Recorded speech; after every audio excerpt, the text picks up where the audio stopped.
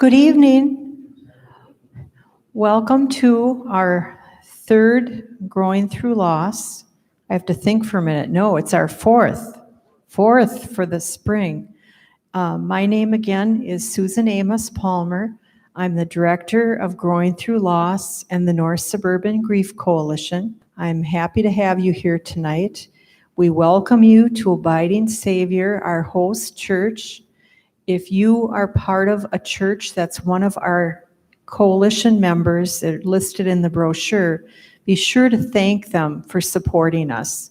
I am at St. John the Baptist in New Brighton, and we are one of the coalition members, and I know it's been a real blessing for people to be able to come to this.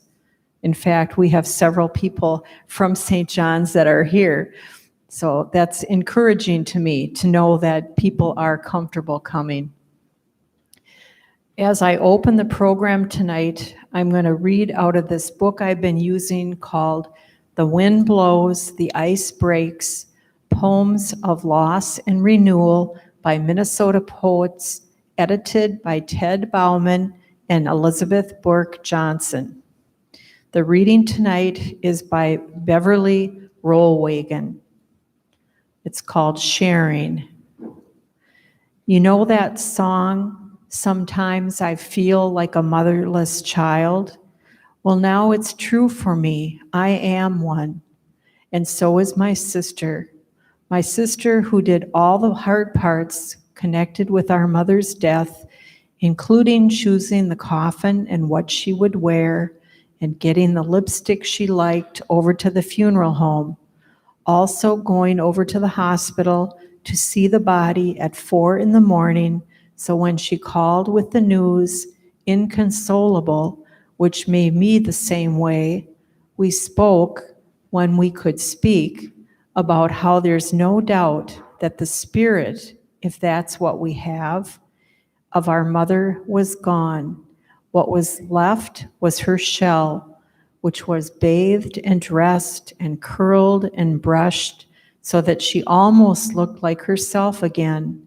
But when I touched her, as I had to, holding my sister's hand, loving that they got her hair right and the scarf draped over the folds of her neck, loving that my husband and children were there, loving my sister and her husband and their children and grandchildren, who finally relaxed and ran up to the coffin, peeking in and saying goodbye to great-grandma.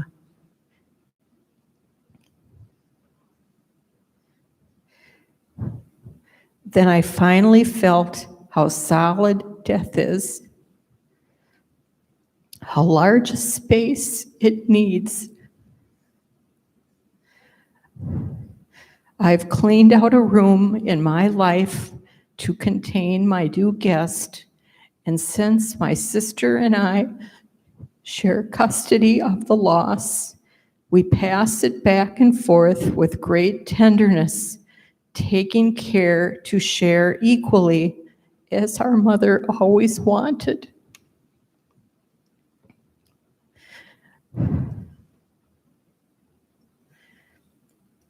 I think the reason that this has me feeling so emotional is that my sister, who I was so close to, she died, and then my mother died, so I could not share it with her at all. And there's just something different about sharing it with brothers. There's not the same connection. And that's not a, slam to men, because I know men do care, but within the family, that's just not always how it works. And I'm sure Janice will be talking about that. So now I'm going to introduce our speaker for tonight. Janice Winchester Nadeau is a licensed psychologist and marriage and family therapist. She holds a BS in nursing from Castleton State College in Vermont and an MS in nursing and a PhD in family social science, both from the University of Minnesota. She is affiliated with the International Work Group on Death, Dying, and Bereavement, the Association for Death Education and Counseling, the Minnesota Association for Marriage and Family Therapy, and the Minnesota Coalition for Death Education and Support. She is a frequent lecturer on grief and the family, as well as an author of books and articles on the subject. She also is actually the person who founded this program. The North Suburban Growing Through Loss was the first one, and it has been replicated around the Twin Cities. Janice is with us tonight to talk about grief and the family. Please welcome Janice Winchester Nadeau.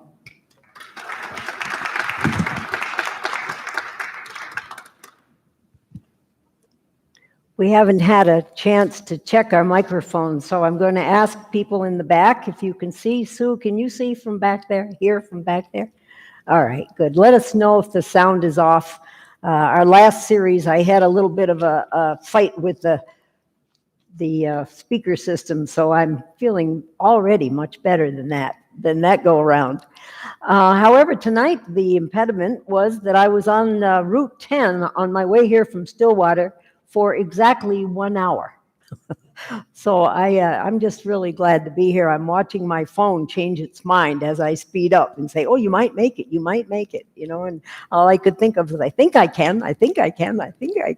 So, you know, it's really beautiful. I've been working with Sue Amos Palmer quite a number of years. She's been our director of Faithful, thorough, on the ball.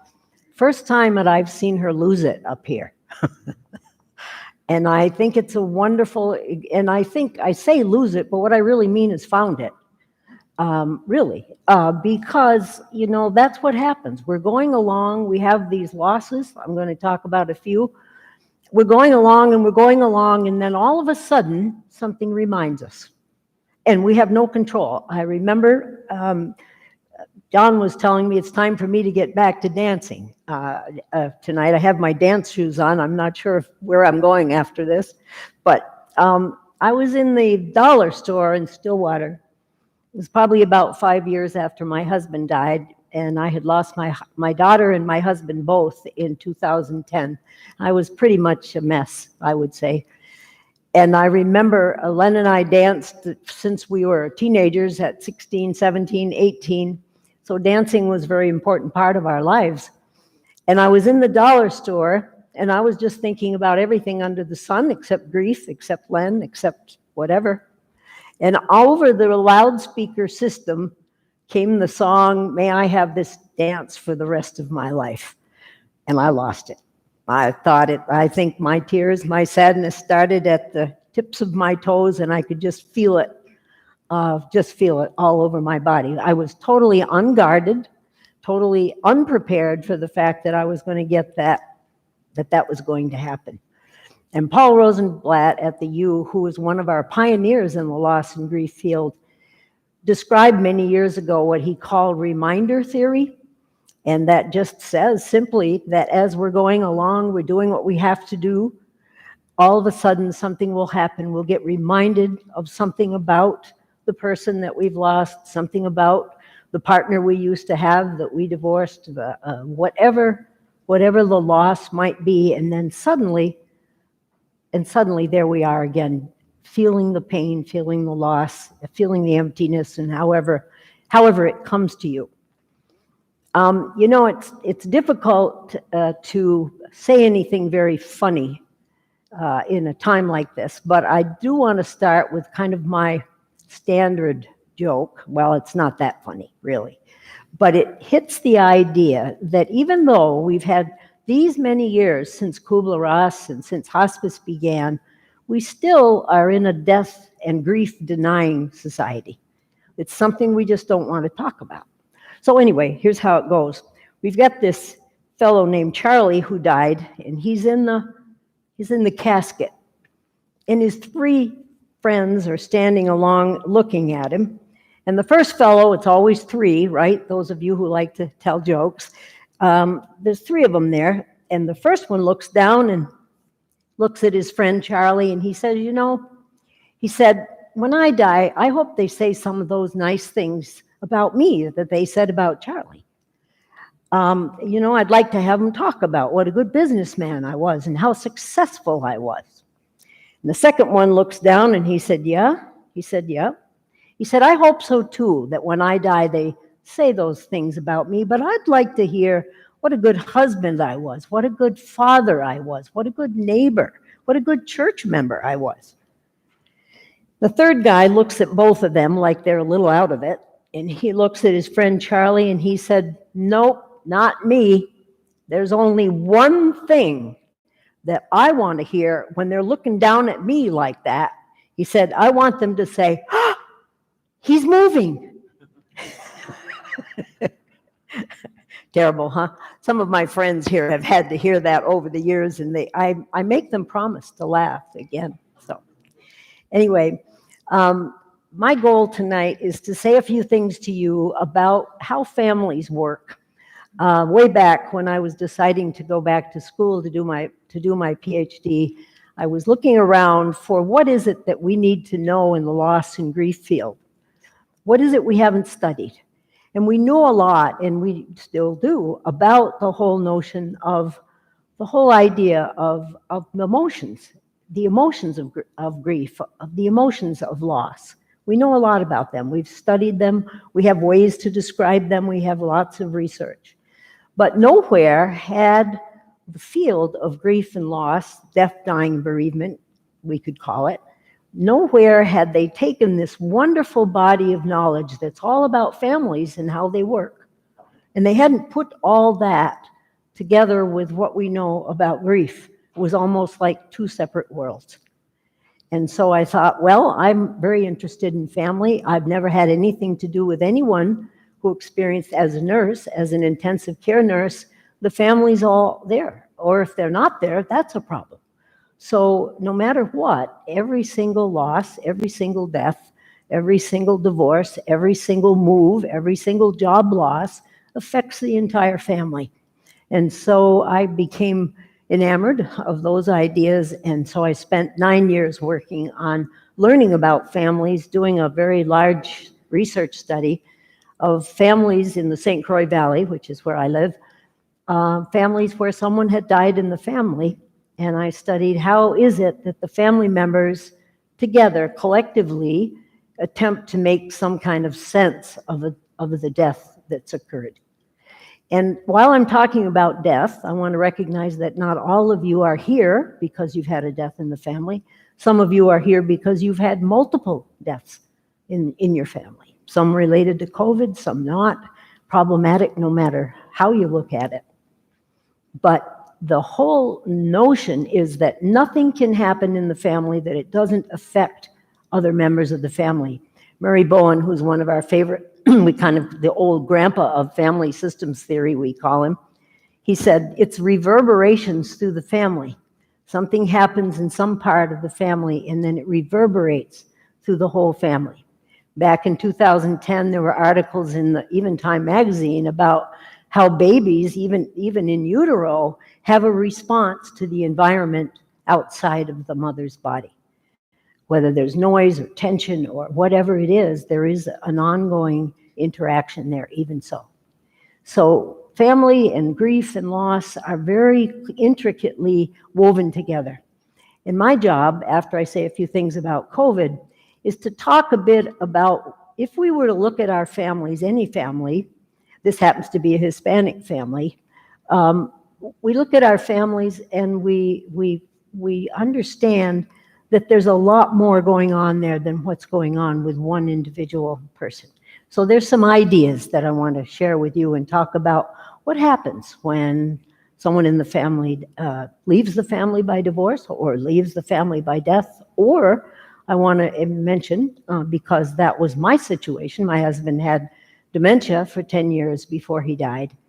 When someone's there but they're not there is one of the most terrible losses that anybody can have, and one of the most difficult disease courses and then deaths, because the person can look perfectly all right or nearly all right and be very, very gone. They're there, but they're not there. We call it sort of boundary ambiguity, where they're there, but they're not there. And that's an incredibly, incredibly empty and sad feeling. And in some cases, I've heard some of my clients say it's worse than if they had passed. And I can see that the stress of that is just amazing and terrible. I've been working with the national, let's see, we're going to call it the Substance Abuse and Mental Health Administration, federal level, and they decided last fall they wanted to do a couple of programs.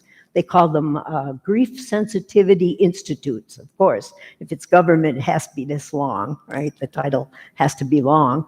But anyway, in that program, I got to talk for 90 minutes twice about what's going on with COVID and loss. So I want to say just a couple things about that before I talk about the family system. One of the things that I think is important for us all to remember is all during this time, from the beginning of COVID, from the beginning of that virus showing up, we've had 5 major stressors that we've all been coping with. And I like to say a handful of stressors. We've had, I use the thumb, whatever's going on in our lives, in our private lives, in our families, with illnesses, with deaths, just what is going on already and has been going on. Then we have the pandemic itself. We have everything that meant, and the fear that was connected is connected. It's not over. It is connected. Then we have had unbelievable, especially in Minnesota, we've had this unbelievable racial strife. Very stressful for all of us. Our reputation in the world, our reputation in the state, in the country. We've had the stress of global warming, and we've had everything that has to do with economic losses, job losses, and much, much more. But at least 5 major things that we've been living through, at least the people in this room. Right now, we're, as far as I can see, everybody here is alive at the moment. And working with grief and loss as much as I do, I try to be in the moment. It's one of the things that you learn in this field is that when it's all said and done, we need to be in the moment as much as we can. We need to not miss the beautiful flowers, the cleansing rain, the moments with other people, the tender things that get said. I come here to do this night, and there's probably 20 people in here that I know quite well. It's lovely. It's a good feeling, and we must not miss that no matter how bad things get, because that's where it's at. We live moments, right? We live by the moments. So let me say a few things about this. I want to think of this as a system. Some of you who are in various kinds of engineering jobs or construction jobs, people that have to think systems, people who repair cars. Gregory Bateson said once, the lack of systems wisdom will always be punished. Kind of a strong statement, but his idea is that we have to look at the whole picture of things. If you miss the context, you miss really important things, and then something else will go wrong. So if we thought of this family as a system, they're more than grandpa and grandma and mom and dad and 4 children. They're more than that. They have a history. They have a particular legacy that they leave to future generations. They have an unbelievable history that belongs to just this family. They have things and understandings inside their family that another family doesn't have. They have all kinds of interactions. If we were to take just grandma here and we would say, okay, how many relationships does she have in this family? We say she has 1 with him, with her, so we go 1, 2, 3, 4, 5, 6, 7 relationships she has just inside of her nuclear family. And so what we're looking at is what goes on between people. Once in a while I get really corny. Well, I'm corny a lot of the time, but I get more corny and I say things like, well, think of a Jell-O salad with, fruit cocktail in it, right? Okay, so the cocktail pieces are the people. And when we start looking at families and family theories and things, we're looking at the spaces between and among people, right? I have two brothers and a sister. There were four of us. I'm very, very, very close to my sister. And this particularly moving piece that Sue just read, particularly close to my sister. I love my brothers. I love my brothers very much, but my brothers don't connect with me in the same way. I grew up on a Vermont farm where men are valued more than women. Little girls are not valued the same way. My dad would say all they do is get up and get married and leave. It sounds like a Vermont farmer, doesn't it? And so there is just that different bonds that people have within the family. If I were to lose either of my brothers, I would feel very sad. I know I would. I love them dearly. But if I lost my sister, that's who I talk to every week, through thick and thin, right? I get on walk the dog, I've got my sister on the phone, right? While I'm doing that. So who it is and when you look at a family, when we think of our own family, who's the most bereaved? Whoever is in the tightest bond with the person who died, that's who's the most bereaved. And there's a difference there, a very big difference in how we process. So the relationships within the family are critical. So this isn't exactly a typical family. It really isn't. Only I think now it's about 25% of all the families in our country are grandma, grandpa, mom, dad, and kids. We have all these wonderful different forms of families by choice. I have one daughter who's as much my daughter as if I had given birth to her. She's very much a part of our family.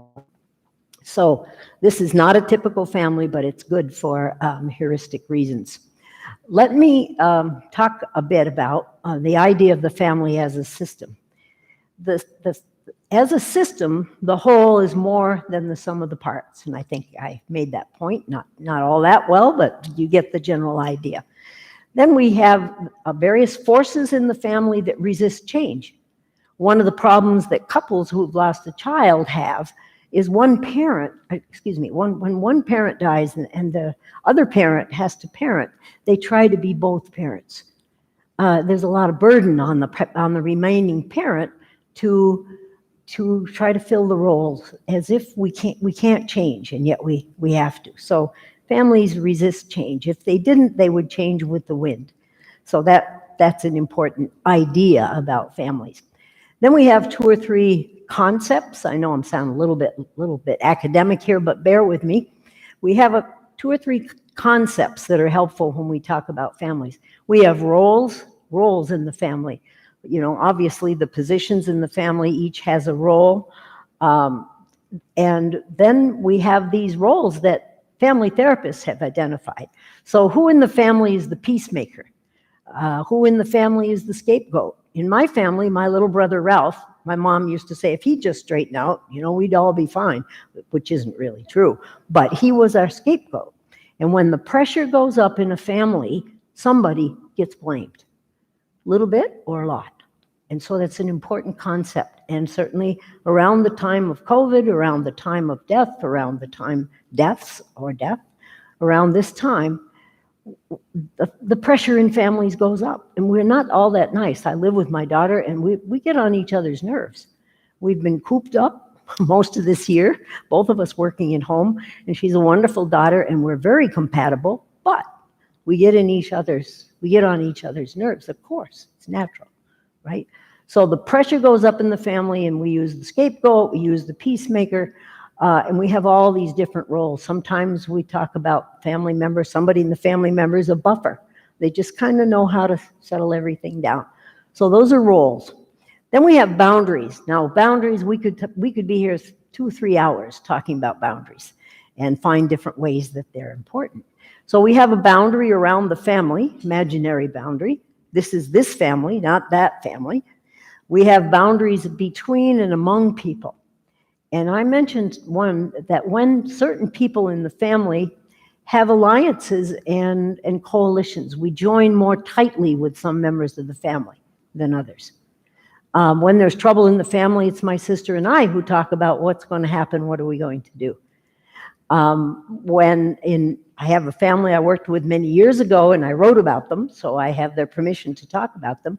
It just so happened, mom and dad, they had 2 daughters, and the dad was more bonded with one daughter, the mom was more bonded with the other daughter. And the older daughter, the 11-and-a-half-year-old, was killed in a horse accident. She was crushed underneath her horse. That's the daughter that was connected most with dad. Well, and then the other daughter, who was 8-and-a-half, lived. She went on to become a very successful young woman. She was more bonded to mom.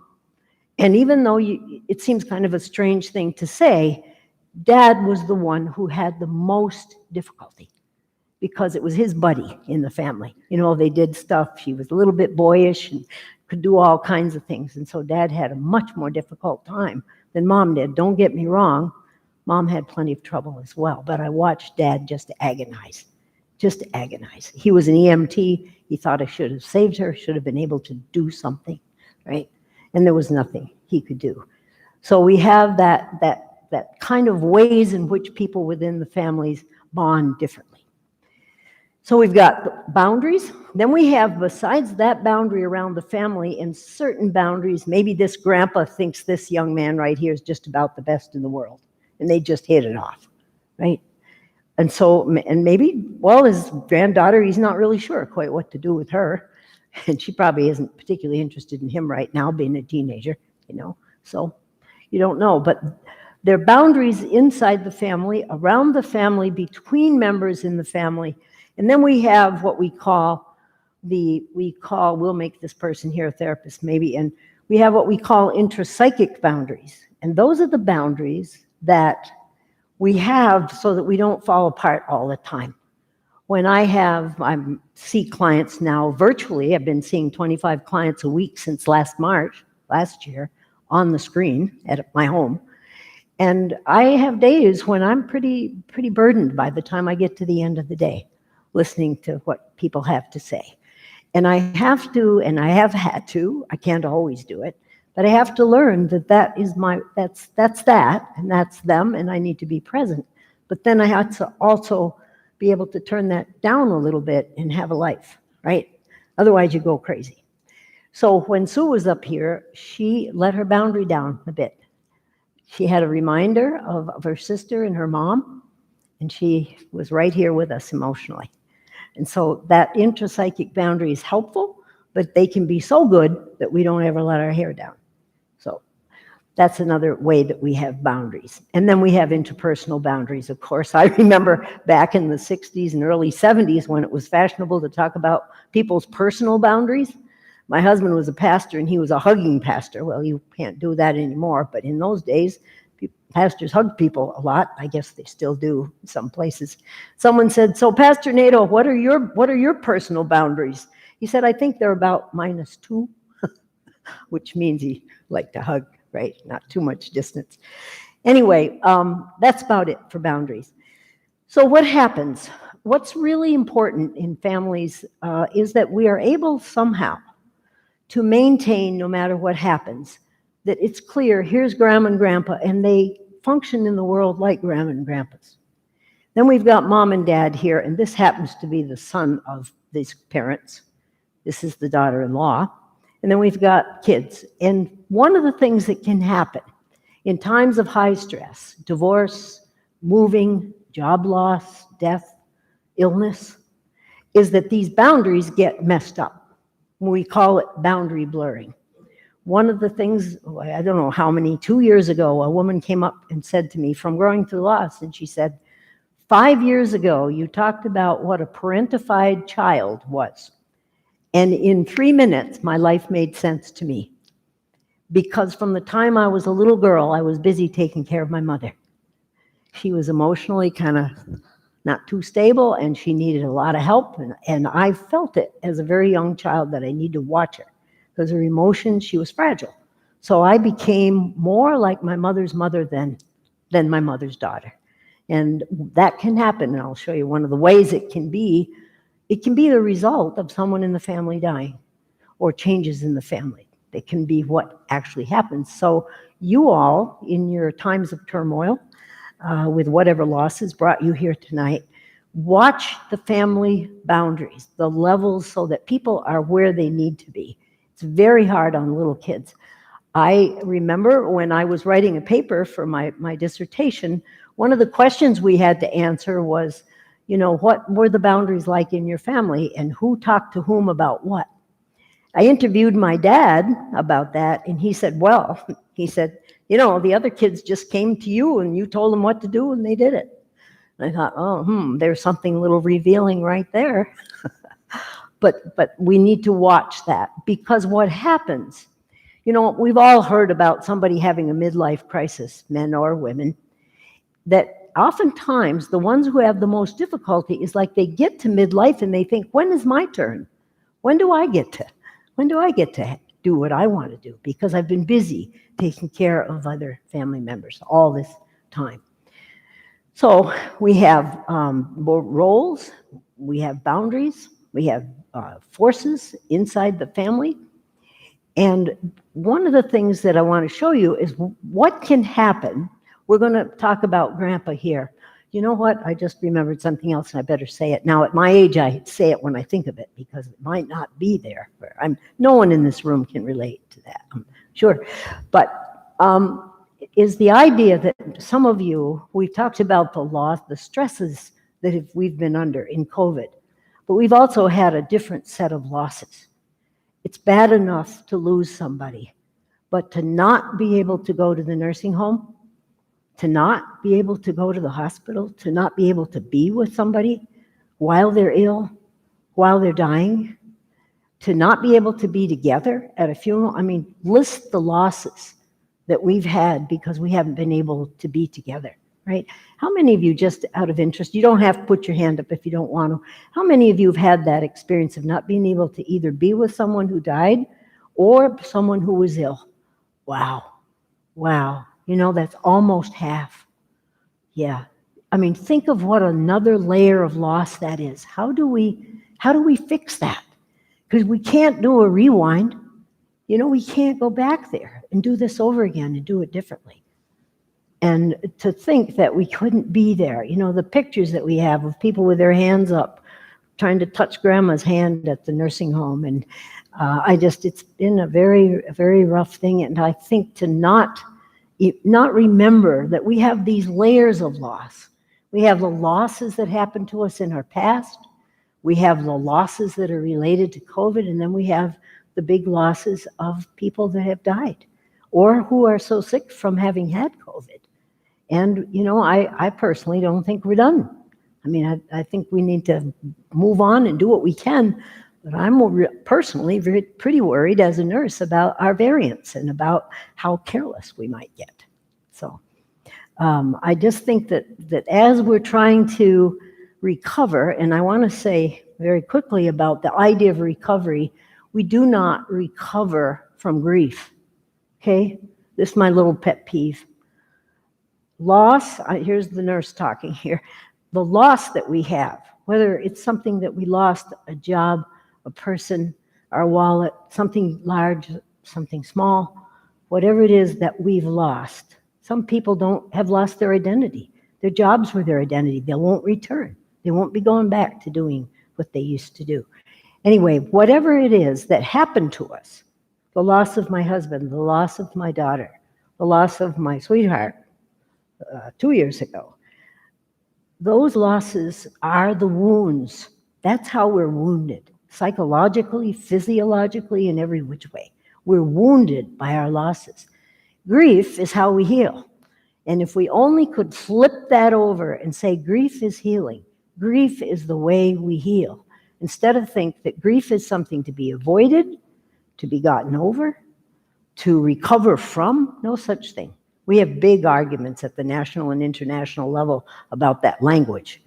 And I'm getting on my soapbox and saying, no, loss is the wound, is the insult, is the hurt.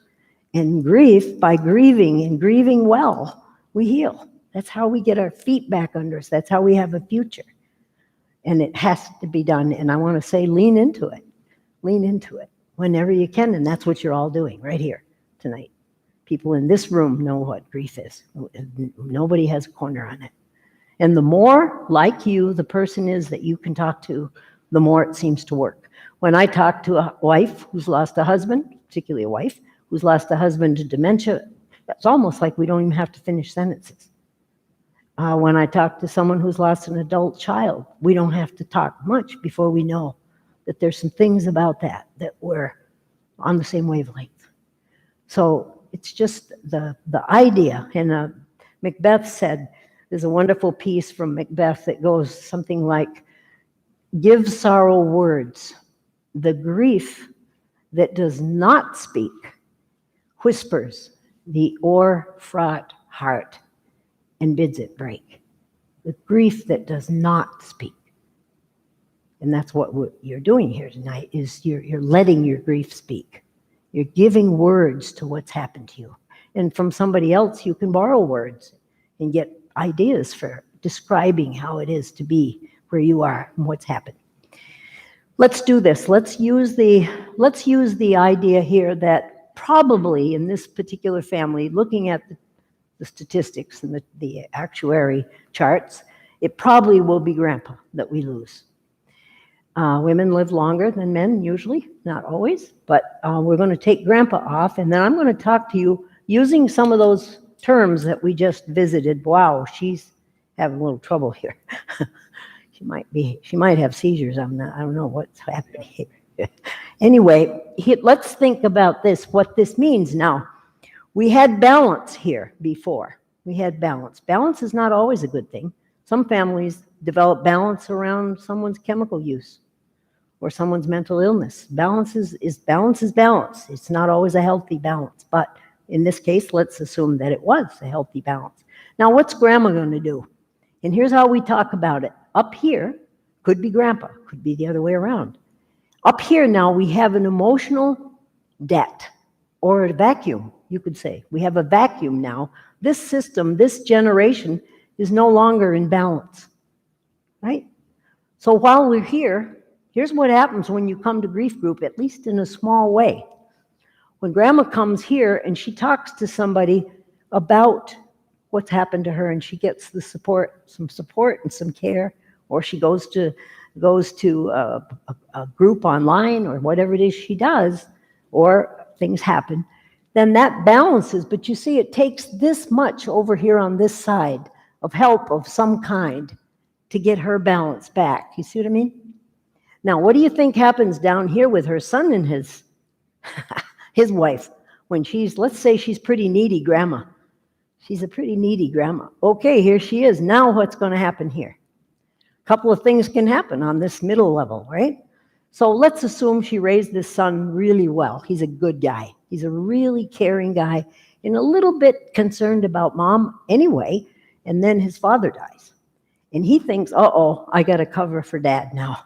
I gotta take Dad's place some way, right? And maybe he's scared, he's afraid she's not acting well. That's one thing that happens in families is when one parent dies, kids start worrying about the other one. They're like they watch them like hawks.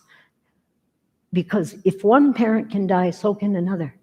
We are strange people. We don't really believe someone in our family can die until someone dies. And then it's like, who's next? And that's just normal. I mean, that's what we do. That's exactly what we do. So let's just say this young man is a very good dad. And so he starts in keeping over close attention. Attention is normal now. This is good. But it's about the matter of degree. One of my good psych professors used to say, we're all crazy a little bit. It's a matter of degree. Sometimes we get real crazy. But let's see. He comes up here, and now he's going to try, in some ways, to take Dad's place. He's going to be mowing the lawn. He's going to be looking out for her. He's going to be watching. She's going to be watching, see if she's okay, if she's going to make it. Because we could lose her too, you know. We could. Don't want that to happen. So now we've got this vacuum right here. We've got an emotional debt or emotional deficit at this generation. So yeah, things are a little easier for grandma because she's got this attention. Oh, she loves it when he comes. I can remember my kids coming after Len. Trouble is they get in the car and they go home. That's the problem. And I want them to, but I don't. I do, but I don't. And that puts the grandma in quite a different position. So now let's say he's up here and his concern, he's worried about her and he's anxious about her. Not a bad thing, but look what happens. Now here she is. Where's her husband? Where's her husband? She needs help. She got 4 kids. One's a baby in diapers still. A girl, 2 girls, 3 girls and a boy. She's got her hands full. Maybe she has a job as well. And she's trying to do everything. And he's busy with her. That's what he wants to talk about. Mom this, mom that, mom this, mom that. Sounds normal? Good son. Okay, so what's she going to do? Besides feel lonely and feel kind of guilty because after all, she still has her husband, but her mother-in-law doesn't. So if she's a good person, this puts her in conflict, right? She's uncomfortable. So let's just say what can happen here. 2 things that I know of, probably some you can think of. People think of wonderful things. Let's just say what happens here is she's got a son, not unlike his dad, just a responsible kid, a good kid. And he pays attention to mom. He pays attention to her. He's sensitive to her emotions. Lots of young boys are very sensitive to their mom's emotion, even if they don't talk about it. So let's just say then he comes up here and he tries to fill in. And mom, because she's got her hands full, my dad had an expression, my poor dad, I quote him a lot. Nobody else wanted his awful humor but me, so I took that part. My brother got his truck. My father would say, you know, she's so busy, she's got her hands full and her pants to hold up. Terrible humor. That Vermont farm humor is awful. But anyway, so here we go. We've got this kid trying to help mom. How are these other kids going to feel when he starts telling them what to do? You're not the boss of me. Ever heard that one? You're not the boss. So it screws up this bottom part right down here now. We've messed up the children's subsystem, their level of the family, right? And here's this one getting used. And if this doesn't reverse, if things don't balance back out here, this boy, he could get all good grades. He could feel as if it's all up to him. That's a lot of pressure. I think that's how we lose some of these young, brilliant students who have got everything. They seem like they've got the world by the tail, but they feel these unbelievable burdens that we don't necessarily even notice, don't even label. So here he is trying to help mom, good kid. And these other ones are feeling resentful. Now, the other thing that can happen that I think is maybe even more likely, and maybe both can happen, she's likely to get, and here it is, it's perfect. She's likely to get over-bonded. We call it over-loving. Don't like to give it a bad meaning, because these things just happen naturally. She gets over-bonded to this baby, holding this baby, being with this baby, becomes her emotional blankie. So besides this being her baby, she's trying to raise well. She's very, very needy. She's very needy and lonely, and she gloms on, that's a nice professional word, to this child. And then this child begins to sense that. Or we need this little one to stay little because mom needs someone to hold and to have a blankie, an emotional somebody in the family that kind of belongs to her. Now, there's nothing weird or no abnormal or whatever about that. That's just kind of how things happen. But if we're aware and we can get mom, grandma, some support of people that are on her age group and where she can reach out to people like herself, that will help a lot because that takes the pressure off then of this generation so the son doesn't keep trying to be grandpa. She reaches out to people more like herself and doesn't draw up from the family. I mean, we're going to draw some up anyways, of course. But it's, again, the matter of degree. If we can do some of it, but not too much, it can make a huge difference. This is all repairable. Sometimes it's like this at first, and then it will right itself. But if we are mindful of it, and I know it's pretty heady for all that you all have got going on in your minds. But it really can help. Can help a great deal to be aware of that. Keep the kids, keep the adults, and keep the family operating as much as possible. The rituals that need to happen, that would have happened if somebody didn't die, need to happen. Peter Steinglass studied alcoholic families, and the ones that could keep on track and have Christmas when Christmas happened, and birthdays happen, and Girl Scout patches get sewed on, and all the routine things that need to happen.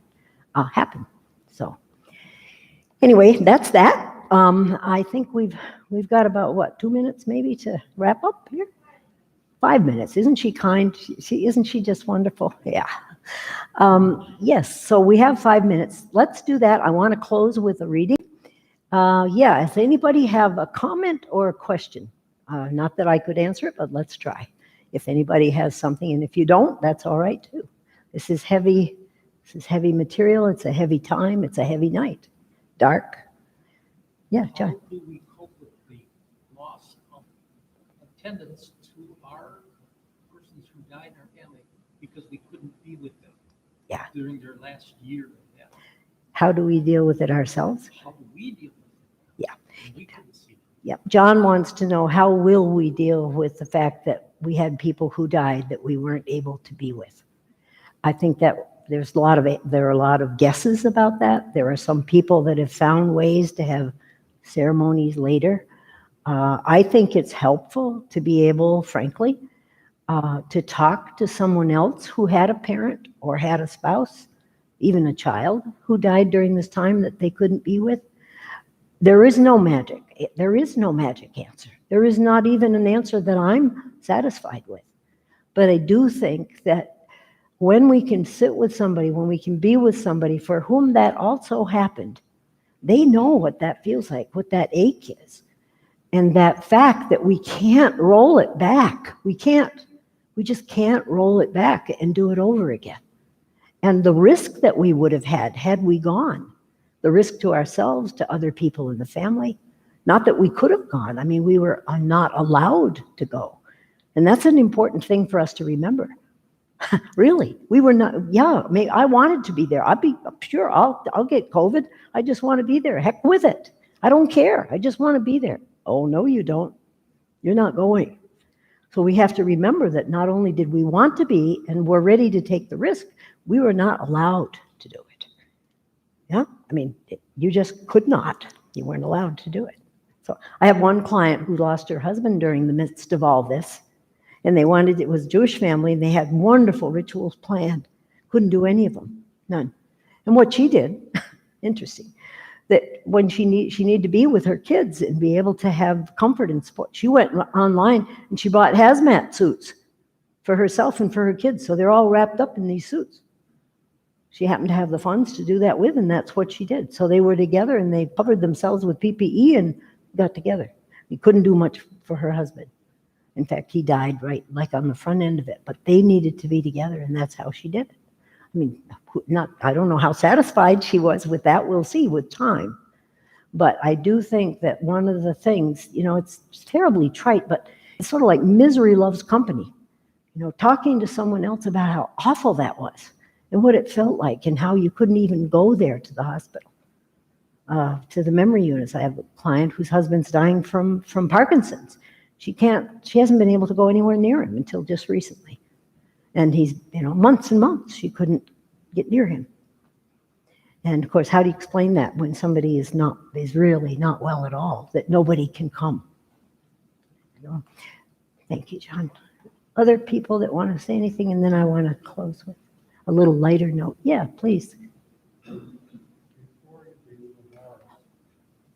you had, say, a family member that had not been paying attention to any other people in the family. Once in a while, you try to bring that person in, or just feel, let that be, and just look it up. Yeah, I think you're asking about somebody who wasn't around for the actual loss. Pull your thing down just for a minute. You all right if he pulls his scarf down? Specifically. Yeah. I've got a son that my wife had dementia for over 10 years, and she's now dead. Yeah. My son did not visit her in the last Yeah. He wanted to remember his mother as she was before she got sick. Yes. 10, 12 years ago. Wow. But he's not been any support. Yes. Now, the day after the funeral, he called me and said, from now on, I'm going to be the son that you want me to be. Yes. I haven't heard from him since. Yep. Do I try to mend that? Or Um, do I just let that go and try to have his grief be and work through the grief? Mhm. I have two thoughts. One thought is, oftentimes people grieve. I mean, our research is too short when we study people. Some people don't grieve until way years down the line, for one thing. They have something going on within themselves that they're blocked. They're on a survival track or something going on with them, so they just cannot add that to what's happening. Many reasons why not.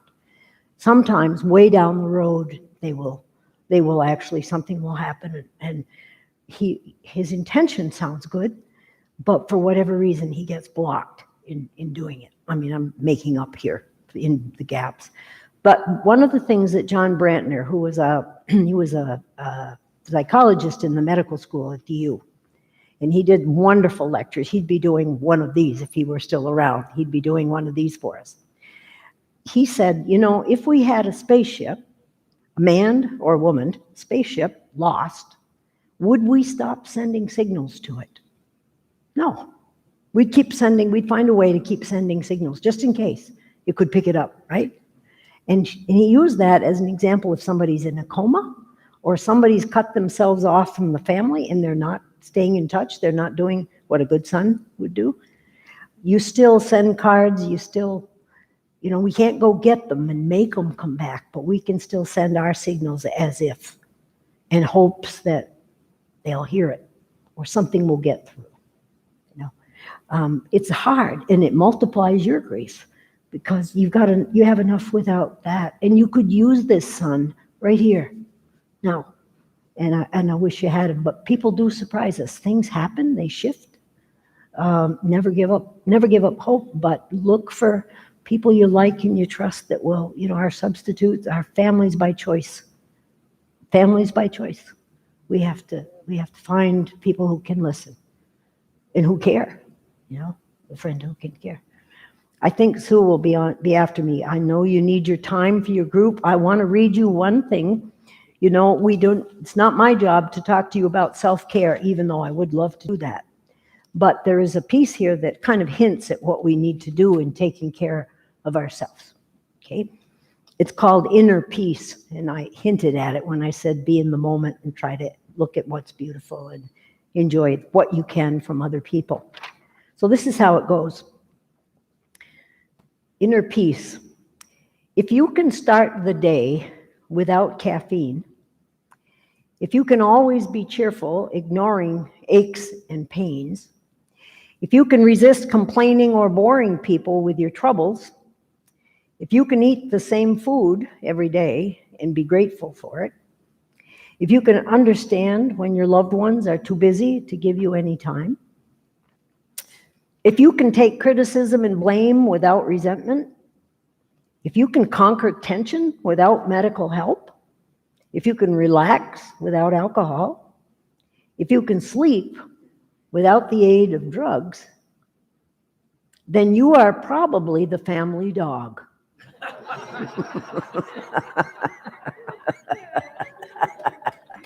Thank you so much.